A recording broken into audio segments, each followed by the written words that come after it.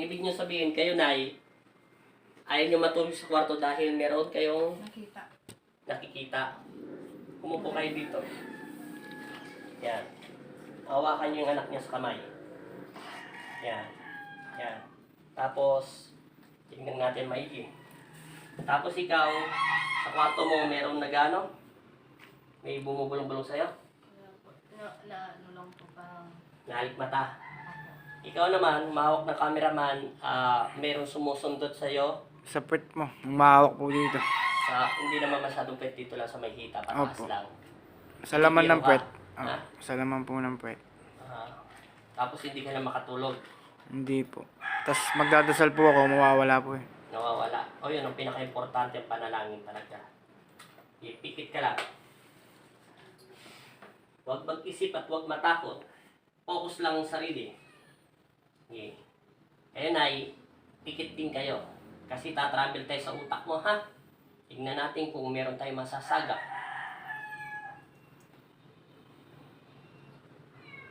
Tingnan lang natin maigi, ha? Ano yung kamay? Pikit lang. Sa pangalan ng Ama, ng Anak at Espiritu Santo, Amen. Sa pangalan ng Espiritu Santo, Amen. Sentrit lang. Sa pangalan ni Jesus, sa pangalan ng Ama, ng Anak at Espiritu Santo, Amen. Panginoong Hesus sa tamang Nazareno, asintabi po, humingi po ako ng pahintulot sa pagtatawag ng mga espiritu upang malaman ko po talagang katotohanan at pawang katotohanan lamang.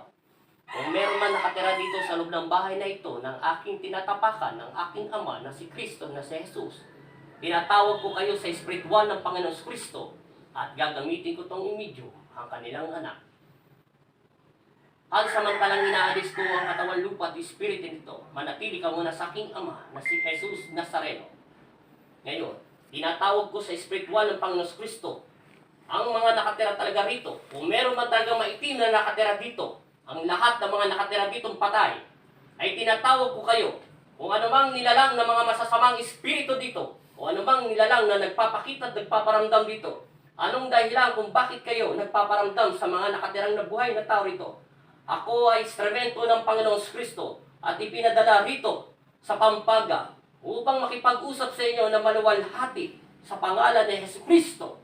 Sa pangalan ni Jesus. Amen. Pumasok kayo na maayos.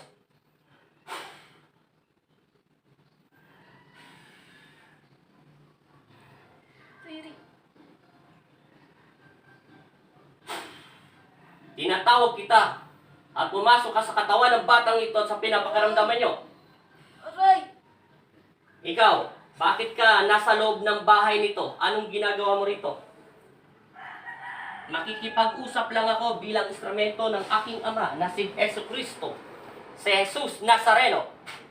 May pahintulot ako sa aking Ama na makipag-usap sa anumang nilalang na masama kung kinakailangan lamang. Amen. Aray! Aray! Aray! Yan, sa pangalan ni Jesus. Ayan. Aray! Aray! Masakit! Kilala mo ba si Jesus? Opo! May takot ka sa kanya. Opo! Sino ang nilalang sa loob ng katawan niya? Ata! Magsasalita na masakit! Sige, magsasalita ka. Opo! Opo! Sige. Opo! Opo! Opo! Ano ka dito nakatira? Opo! Nakatira! Saan ka nakatira? Dito! Dito! Dito! Saan ka banda rito Dito! nakatira? Dito! Dito? Opo! Opo! Bakit? Namatay ka ba rito? Ay, hindi po! Hindi! Hindi! Babae ka ba, lalaki? Babae po! Babae! Babae! Babae! Bata matanda ka? Bata! Bata! Bata! Bata! Bata! Bata! Ilang taon ka na? Aray! Six! Aray! Ilan? Aray! Six! Six! Six! Six! Six! Six! Six! Six! Six po! Six! Six! 6666? Six po! Six! Six! 6 years old? Opo! O 66? Six po! 6 na taon ka pa lang? Opo! O sige, kung 6 na taon ka, bilang instrumento ng aking Ama na si Kristo, si Jesus, magpapakilala ko sa iyo. Ako ay instrumento ng aking Ama na si Kristo. Hindi kita sasaktan. Humanda kayong mga anghel at ilawan ng buong bahay upang matawag lahat ng mga tao. Lahat ng mga masasamang espiritu at pumapasok sa loob ng kanilang bahay. Iisa-isahin ko kayong kausapin sa loob ng katawan ng batang ito. Pansamantalang gamitin ko muna Ela ang iyong katawan at gagamitin mo itong lakas para hindi siya maepektuhan at mahaba ang pakikipag-usap natin sa kanya. Aray! 6 na taon ka pa lang. Opo! Saan ka namatay? Doon! Saan doon? Doon sa may kusina. Saan sa kusina? Doon sa may kusina. Anong kinamatayan mo? Yung bata. Matagal ka na patay? Opo. Sino ang pamilya mo? Yung tatay. Ha? Kapatid. Ano? Kapatid. Kapatid nino? Kapatid niya. Kapatid nito? Opo. Doon ka nakatira? Opo. Babae ka lalaki? Babae. Namatay ka? Nilibing ka rito? Opo. Doon sa may kusina doon, banda. Opo. Marami kasi kusina doon. Sa malapit, sa may Yun doon, sa may kusinilya. Yan, sige. Aray! Sige, ulitin ko. Ilan kayo nakatira dito sa loob ng bahay nila? Sa paligot ng bawang bahay? Aray! Ilan? Aray, di ko lang! Sige, isa ka lang. Opo. Manatili ka muna at babigyan kita ng liwanag sa aking ama. Ikaw ay isang bata pa, 6 years old. Opo. Mamaya, sino ang nanay tatay mo rito? Wala sila dito. Wala sila rito. Wala. Wala sila rito. Sige. Pansamantalang tumabi ka sa gilid at kakausapin ko yung maitim na nakita ko. Sige. Tumabi ka ng gawing kaliwete. Sige. Huwag kang maingay at huwag kang sumagot. Hindi kita masasaktan kung hindi ka makikisali sa amin. Tinatawag ko sa espiritual ng Panginoon Kristo ang nakatira dito na nagagambala sa mga natutulog sa kanila, na kumakalabit at nagpapakita sa kanilang mga maitim na espiritu. Kung sino mang nilalang na masamang espiritu, pumasok ka sa loob ng katawan ng batang ito at gusto kitang makausap sa pangalan ni Jesus. Amen. Aray! Ikaw, sino mang nilalang ka? Masakit! Tao ka ba hindi? Tao ka? Opo! O, taga saan ka? Hindi ko alam! Hindi mo alam. Saan ka nakatira? Dito! Saan banda rito? Bakit? Nakalibig ka ba rito? Hindi! Bakit ka nakatira dito? Hindi ko alam! Bakit hindi kayo makalabas dito? Anong dahilan? Ayaw nila! Sino nga yun nila? Sino sila? Ayaw mga na dito. May nakatira dito? Opo! Sino kumakalabit sa mga puwet nila at nagpaparamdam dito? Ako! Ikaw? Oo! Hindi mo alam kung anong kasariya mo? Hindi! Dito ka nakatira? Oo! Mamaya, palalabasin ka ng mga anghel ng Panginoon Kristo. Naintindihan mo? Oo! Para maging malaya ka na. Ate! Yung liwanag ng kandila, yun ang magiging simbolo. Ilan yung hindi nagpapalabas dito? Madami. Tumabi ka sa gabilid. Tatawagin ko kayo isa-isa at malalaman ko naman yan. Panginoong Jesus sa tamang Nazareno, muling aantas ang humihingi po ako ng konting kapangyarihan bilang instrumento nyo. Ipagkaloob niyo po sa akin ang totoo kong kapangyarihan. Paliwanagin niyo po ang aking mga mata ng katulad ng inyong mga mata. Pailawin niyo po ang buong aking katawan upang madetect ko ang lahat ng mga taong nakatira dito o anumang nilalang ng mga masasamang espiritu. Tinatawag ko mismo sa espiritual ng Panginoon Kristo ang hindi nagpapalabas ng mga kaluluwa rito kung bakit mo siya inuudyukan na hindi makalaya. Anong karapatan mo na pangunahan ang liwanag at pag-ibig ng aking Ama? Mismo tinatawag ko mismo ang pinuno rito sa pangalan ni Jesus. Amen. Aray! Aray! Aray! Aray! Masakit! Sino ka? Hindi ko alam yung pangalan ko! Hindi ko alam! Babae ka lalaki? Babae! Ano namatayan mo? Hindi ko alam! Namatay ako! Dati pa!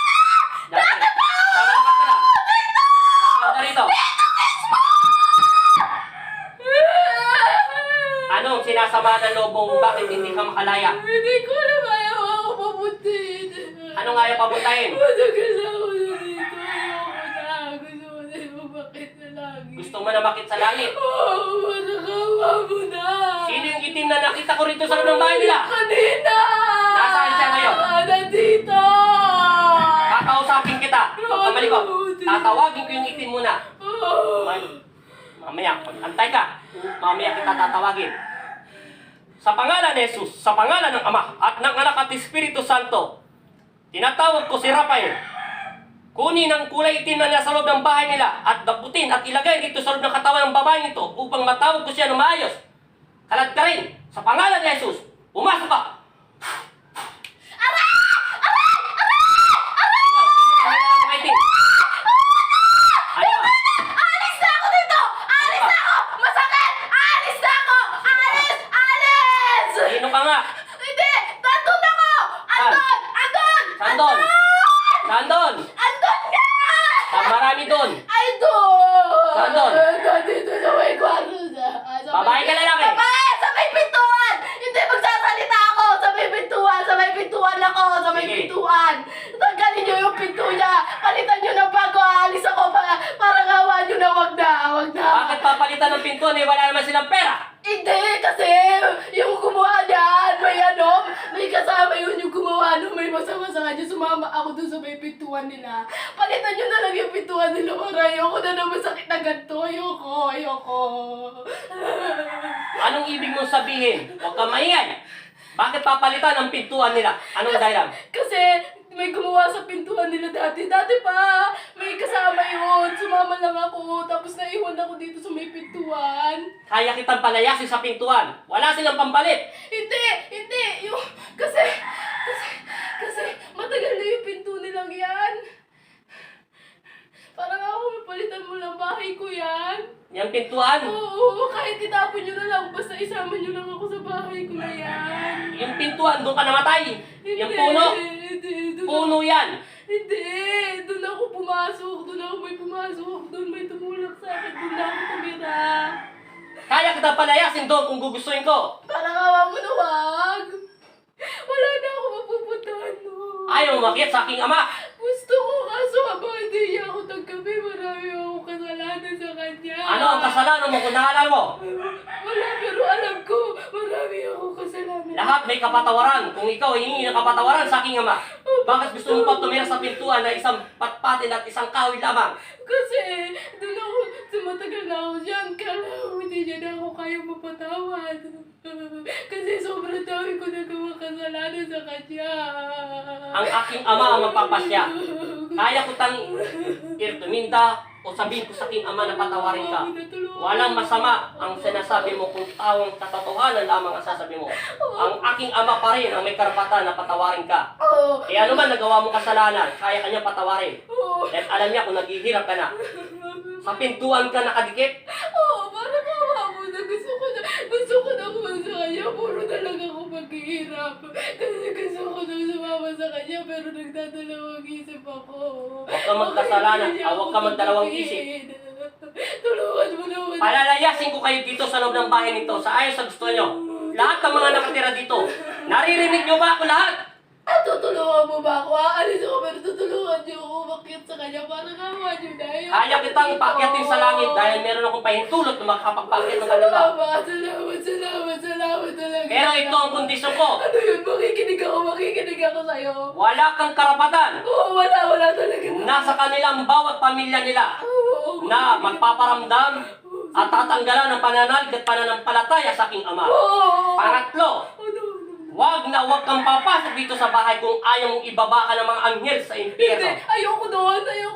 Naintindihan mo? Opo, promise, ayoko. Wala kang gagalawin at aalisin mo ang lahat ng mga negatibo rito dahil Oo. lilinisin to mamaya. Oo. Ito ay esisuhan. Oo. Paduduguhan to ng mga manok. Oo. At ang dugong yun, yun ang lulupig sa mga masasama. Oo. Ang liwanag at insenso ng aking ama, Oo. yun ang lulusaw sa kasamaan nyo. Basta tulungan mo ako makakit sa kanya. Ayoko na dito. Matagal na ako naghihirap.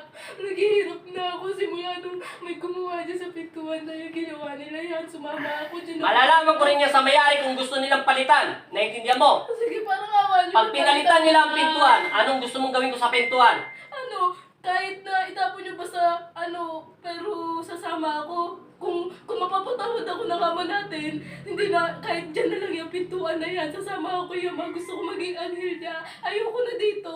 Ayoko na. Gusto ko maging mabuti na. Ayoko na talaga. Parang awa niyo na. Gusto ko sumama sa ama. Kasi ang dami ko nagawa kasalanan. Kaya baka hindi niya na ako mapatawad. Sige.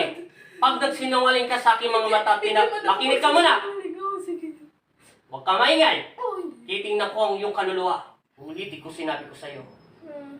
Huwag mong papakialaman ang mga buhay na tao rito. Oo, hindi na. Aalis na ako dito. Basta tulungan mo ako makakit sa kanya, ha? Sige, Tulungan mo naintindihan ako. mo. Nangangako ko ba tutulungan mo ako sa kanya? Kaya kitang tulungan sa aking ama. Ang pakiusap ko lang. Oh, Yung pintuan yan ang magpapasya pa rin yung may-ari. Antayin ko muna magising ang diwa ng batang ito at sila ang magsasabi kung papalitan. oo, Pero, ang aking ama pa rin ang magdidesisyon kung ikaw ay kukunin ang mga anghel niya ngayon o kung papapalitan nilang pintuan yan. Naintindihan mo? Oo. Wag ka nang papasok dito. Hindi na. Ayoko na. Gusto ko na nga sa kanya kaso may buhay pumipigil sa akin. Parang binubulungan ako na, huwag ka dyan, masama yan. Parang yung nakikita ko, mas masama sila kasi tignan mo, may nagagawa na pala akong ganito. Ayoko naman ng ganito eh. Gusto ko na talagang makiat sa ama natin, maging sugo niya, maging anghel. Kaso nga lang, mas may humihila sa akin. Sa nanay ng babaeng ito, bakit ka nagpaparamdam sa kanila? Kasi yung nanay niya, masyado siyang pinapagalitan niya yung mga anak niya. Ano naman kasi, wala naman sa yung pagpapagalitan niya sa mga anak niya. Lagi siyang galit, lagi na lang siyang nasigaw. Yung asawa niya, lagi niya sinisigawan kahit wala namang ginagawa yung asawa niya. Kung ako na nabubuhay, ganun na magagawin ko. Magiging mabuting pamilya naman ako. Yung nanay niya kasi, masyado siyang masalita. Kahit pa nasana yung tahimik, pag dumating yung asawa niya, ano na naman, sabi niya, anong inaano mo dito? Ba't kulang yung ganito? Ba't lagi ka nalang ganyan? Halos na naman yung asawa niya, yung binibigay ng asawa niya sa kanya. Yung asawa niya, may lumiligid sa kanya. May masama niya sa asawa niya, pero mahal na mahal niya yung asawa niya. Halos lahat, binibigay niya sa asawa niya. Naaawa naman ako doon, tsaka dito sa mga batang to. Lalo na yan. Lagi niya na lang inaano yung panganay niya. Yung panganay niya, ano magagawa natin? May maaligid din sa kanya. Itong maitim dito, inaaligitan niya. Pilit niya inaaligitan tong panganay. Inaano ko sa kanya. Hindi naman ako yung nagtutustos sa kanya ng anuhan niya yung panganay na yan eh. Inaano ko lang, wag mo, bigyan mo lang ng pero wag mo siya saliban na saliban. Kasi ako gusto ko na talagang magbago. Parang kada narinig ko na rin sila nag-aaway. Itong nanay niya, pati yung asawa niya, dito sila. Nandun ako sa may pintuan, darating yung asawa niya, nakainom no. Ayun na naman. Kasi mag-aaway sila, hanggang ano na yun, madali na yun. Nabubulabog yung pananahimik ko. Kaya nung natulog to sa kwarto, sabi, dapat hindi ka dito, kailangan magkaayos kayo mag-asawa, dito ka matulog sa sala. Kaya lagi ko siyang, sinabihan ko itong maitim na to, sabi ko sa kanya, pumasok ka doon sa kwarto, anuhan mo yung asawa nun, aligiran mo lang siya, pero wag mo siya papatayin, ligiran mo lang siya. Wag mo siya papatayin ka ako, wag na wag ka ako. Liligiran mo lang siya, kasi ayoko na ng ganyang kaingay. Gusto mo na manahimik. Oo, kasi matagal na akong pagod. Pagod na ako, sobra. Matagal ka na rito sa lupa. Oo, gusto ko nang umakyat sa kanya. Kaso nga lang, kala ko din niya na ako tatanggapin. Salamat sa iyo. Salamat. Makakakit na ako sa kanya. Yung liwanag ng kandila mamayang ipipirik ko, Oo. isa-isa yun na ilalapag ng Panginoon at dadasalan yun. Oo. Tatawagin ko ang iyong mga pangalan kahit hindi ko alam mga pangalan nyo. Hindi ko na maalala ang pangalan ko. Malalaman ko rin yung kay Ella. Dahil si Ella lang may talaan na mayroong ganon sa mga matatagal na mamatay. Salamat. Tatawagin ko lahat ng mga kaluluwang natitira dito pero pa doon sa labas ng bahay nito. Pero pakiusap lang ng aking ama bilang instrumento niya. Wag kang dadapo rito o papasok dito sa tahanan ng mga buhay. Naintindihan mo? Oo, hindi na. Hihintayin ko na lang yun. Yung sinabi mo, hihintayin ko na lang. Antayin mo mamaya. Oo, Naintindihan mo? maghihintay ako. Pag ito ininsensuhan na, sabay-sabay kayo lalayas. Tandaan nyo. Oo, At kukunin na kayo ng mga angel ng Panginoon Kristo. Oo, basta maghihintay ako. Manahimik na kayo ha. Oo, maghihintay ako. Isasama ko na to. Eto, namimiss niya na yung nanay at tatay niya. Yung 6 years old Oo, na bata. Kasi, bata pa lang siya, maliit siya. Nakita ko, ibinaon siya doon. Doon Ano? sa may kasunilya nila. Ibinaon siya doon. Naghiwalay yung magulang niya. Yung tatay niya daw, nasa ibang bansa. Yung nanay niya, naglalaki, nagkaanak, nagkasakit. Sinusubaybayan niya ang magulang niya. Kaso nga lang, hindi siya makakiyat. Kasi gusto niya magkaayos muna. Gusto niya, bago siya umakyat, makita niya ang tatay niya. Makikita ng bata ang tatay niya kung ito ay aakyat siya sa langit dahil meron doong kristal na para ring TV dito sa panahon sa lupa upang makita niya. Naintindihan mo? Oo, sasabihan ko siya. Sabi ni Ella sa akin, kung may TV daw dito sa lupa, may TV rin daw doon pero yun nga lang parang kristal. Oo. Nakikita ang pamilya ng bawat isang tao sa mundo na nandito, na nabubuhay pa at hindi pa namamayapa. At makikita at masusubaybayan kung anong ginagawa nila. May karapatan din bumaba ang mga patay pag araw na itong taon nila pinanganak, at sasabihin ng Panginoon Kristo yon, at kung kailan ng Pasko at bagong taon, pwede silang mag-request. Pero padadalan sila ni San Angel para gabayan ang guardian angel nila. Naiintindihan mo na? Oo. Kakausapin ko yung bata niya na tumabi ka sa gawing kanan. Sa pangalan ni Jesus, tinatawag ko yung batang namatay dito. Amen. Aray! Ikaw, ilang taon na? Opo, 6 po. Sige. Gusto mo ba makita ang pamilya mo? Opo, gusto ko po makita si Papa. Tagal ko na po siya hindi nakikita. Kasi po simula po nung umalis sila. Hindi na po nila ako naalala. Lagi na lang po yung dalawa kong kapatid. Gusto ko naman po makita man lang nila ako. Hindi ka rin nila makikita. Hindi mo po yung ipagdasal man lang po ako. Ako na ang magdadasal sa'yo. Pero may makikita ko pa po ba sila? Sa langit. Sige po. Kailangan mo sumama sa mga anghel. Opo. Mamaya, Opo. magpapababa ang aking ama ng anghel dahil ito'y babasbasan niya. Opo. Obligasyon nila magpababa ng anghel. Bibit-biting ka nila sa ayos sa gusto mo. Opo. Dadaling ka nila doon sa taas para maging payapa ang utak mo. At doon, marami kang kalaro. Kasing edad mo. Kung anong talent mo, ganito rin sa Pilipinas. Kung magaling ka rin dito sa mundo. Kung marunong ka kumanta doon, maraming kanta. Ayan, Kung magaling ayan, ka kumanta, may simbahan din doon. Makikita ko po ba ang mamut papa ko? Lahat sila makikita mo. Pag sila ay namatay na at namayapa na, at makikita ka nila at mabubuhat ka nila. Masusubaybayan ko pa po ba sila? Mapupuntahan ko pa sila? Ang aking ama na lang ang magpapasyat ang mga guardian angel mo. Kasi po, ano po, si papa ko, nahihirapan siya doon. Kasi si mama ko, nanghanap ng iba. Hindi yun na ano kay papa. May kasalanan ng iyong ama at iyong ina. Kaya ikaw ang kabayaran. Pero ito lang mapapayo ko sa iyo. Hayaan mo, dahil binigyan sila ng mata at isip at puso, hayaan mo kung sino ang sasambahin nila. Ipagdasal mo na lang sa Panginoon Kristo na agapanan sila at bantayan sila ng guardian angel nila. Naintindihan mo? Opo.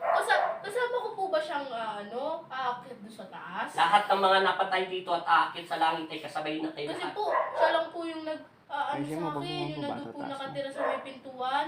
Siya lang po yung nagsasabi sa akin na puntahan mo si papa mo doon sa ibang bansa, kaya mo naman.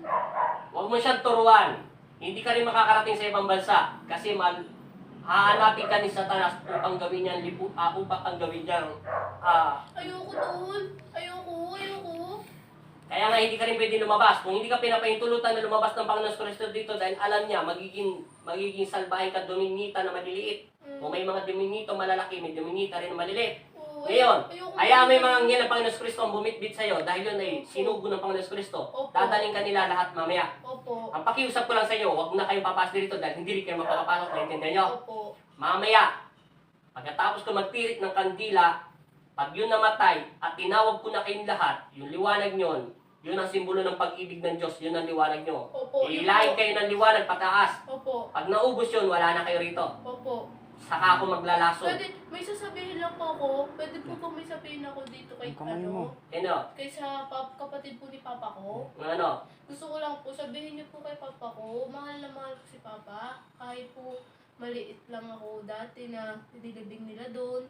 Gusto ko sabihin mo sa kanya, mahal na mahal ko silang dalawa ni mama, lalo na po yung kapatid kong lalaki. Sila pong dalawa, mahal na mahal ko po sila. Pwede po yun? Hayaan mo na sila. Magsasabi nyo. Opo. Ang aking ama pa rin ang magpapaliwanag sa inyo may dahilan. Opo. Hindi ko na masasagot ang tanong mo dahil meron limitado ang aking utak. Naintindihan mo? Opo. Opo. Ang aking ama at ang guardian angel mo ang magsasabi niyo sa langit kung anong ibig sabihin at ipapaliwanag sa iyo at ipapakita sa iyo parang video. Naintindihan mo? Opo. Sila nang bahala.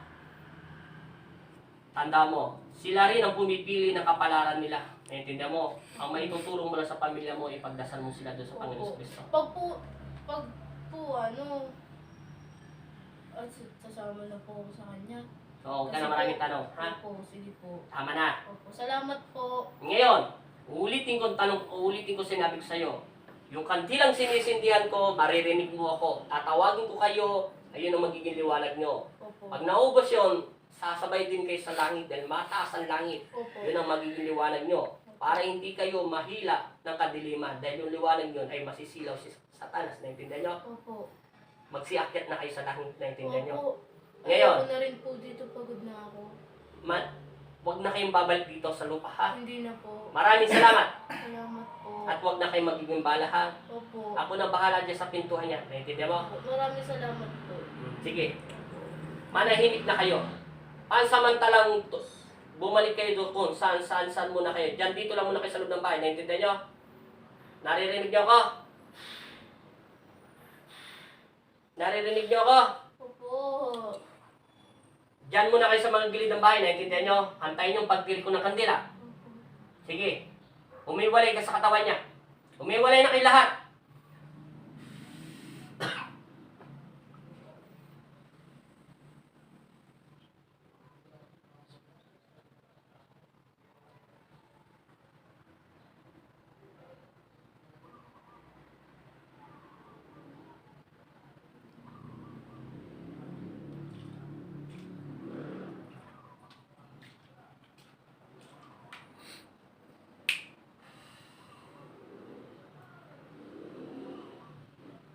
Sa pangalan ni Jesus, bumalik ng iyong katawan lupa at dumilat ka na.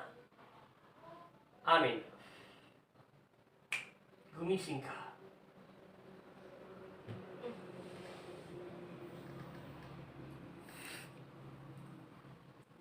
Ano yan? May luha ako. Nay, gising na. May luha ako. Anong luha? Binasa kita ng holy water, kaya nagluha ka. Oo. Kita pinapayak. Binuhusan ko ng mata mo ng holy water.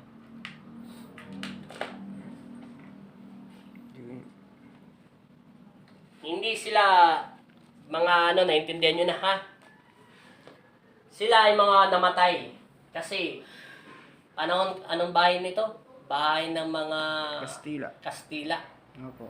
Hindi sila matahimik dahil marami talagang mga body spirit na mga pinatay na mga hindi naman yung mga inilibing na mga nilalang na unang panahon na nakatira at sumasakop sa bayan natin.